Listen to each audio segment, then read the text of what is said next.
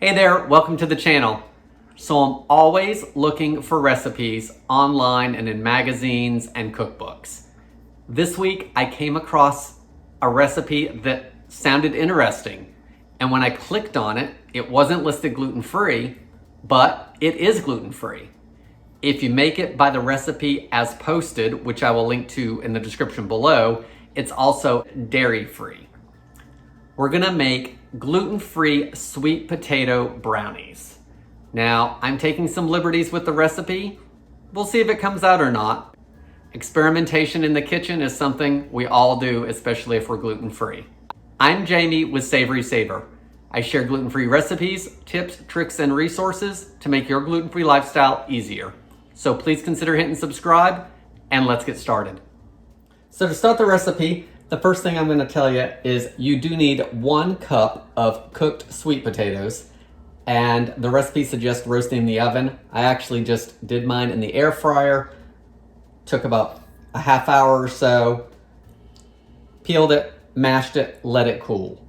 So 1 medium large sweet potato will give you about 1 cup of mashed sweet potato, which is what you need. It is a little bit over the top. We're going to use it, see how it works. The other thing, you want to preheat your oven to 350 degrees Fahrenheit. So I've got that started. And as I go through the recipe, the changes I make in the recipe, as opposed to what the recipe actually says, I will make sure to tell you so you can see how to make it your own at home. So to start, you want to get a large bowl. And the first thing I'm going to do is screw up the recipe. The recipe calls for 2/3 of a cup maple syrup.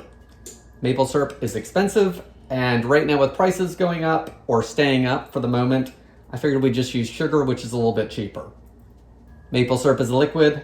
This is technically a solid, but in lots of recipes, it's blended with the liquid stuff, making it a liquid because it dissolves. So I'm gonna do 3/4 cup of white sugar. To that, I'm going to add a half a cup of Nutella. Nutella is not dairy-free. The recipe calls for a creamy natural nut butter, such as peanut butter, almond butter, something like that. I'm going to use Nutella because I have some that needs to be used up. It is gluten-free, but it is not dairy-free. So if you want to remain dairy-free, use one of the nut butters as stated in the recipe. Again, that's not exactly half a cup, I don't think, but we're gonna add it anyway.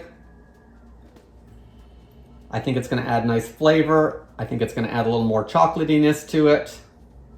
I think we'll be okay. The next thing we're gonna add is an odd ingredient. We're gonna add some mayo. So we're gonna add 3 tablespoons of mayo to this recipe. All right, my mayo's almost gone, so we're gonna wing it. There's 1. There's about 2.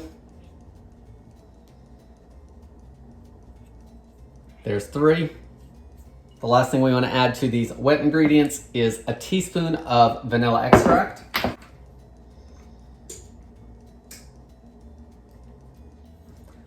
Let's give everything a whisk and see if we can get it relatively smooth. And if we can't, we will mash it all together until it's blended.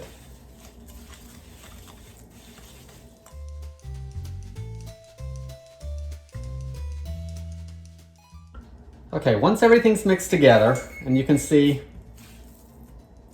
it's very thick and sticky by the sounds of it, everything else pretty much just gets dumped in and mixed. I'm gonna mix it a little bit more. Since we don't have that liquid, I'm gonna add the sweet potato.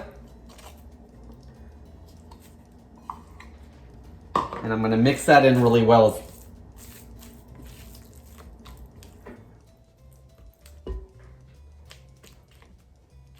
Now let's add our dry ingredients.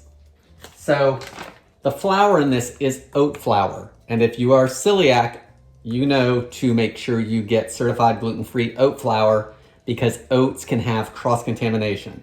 So Tara does not have issues with oats typically, so I don't worry about them being certified gluten-free whenever we buy oats or oatmeal or anything like that. But if you're a celiac or really sensitive to gluten, make sure you're getting a gluten-free certified brand.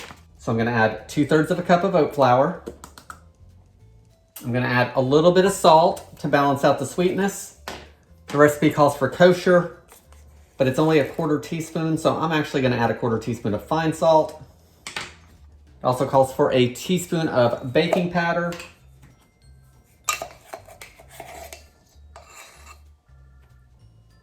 Now we just need to mix it all together.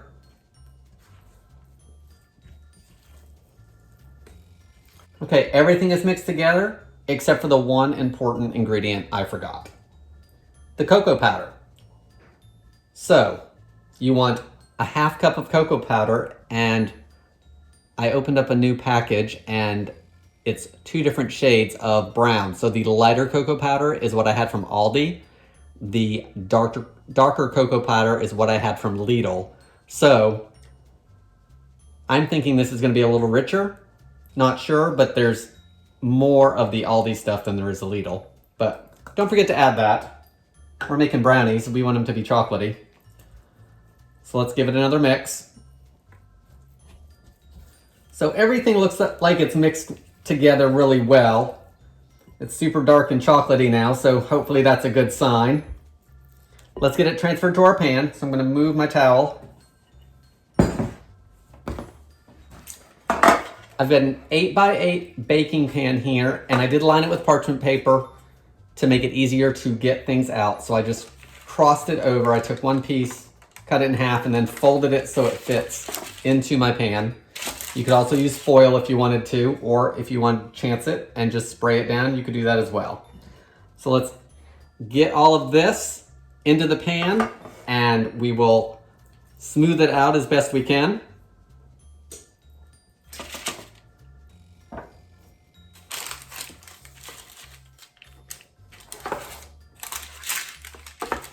So the spatula is not working real well with smoothing this out. So go ahead and wet your fingertips and it presses in much easier. That little bit of water in there will steam off. So I don't think we're gonna have any problems with that.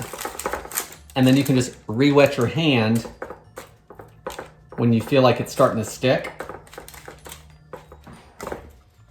Okay, so our brownie batter is in the pan. It's spread out evenly. So next we need to bake it. It's gonna bake for 30 to 32 minutes at 350 degrees until a toothpick comes out relatively clean. Once these come out of the oven, I'm gonna let them cool for about 45 minutes on a wire rack. Once they've cooled off for a bit, I'll cut them up and we'll give them a try.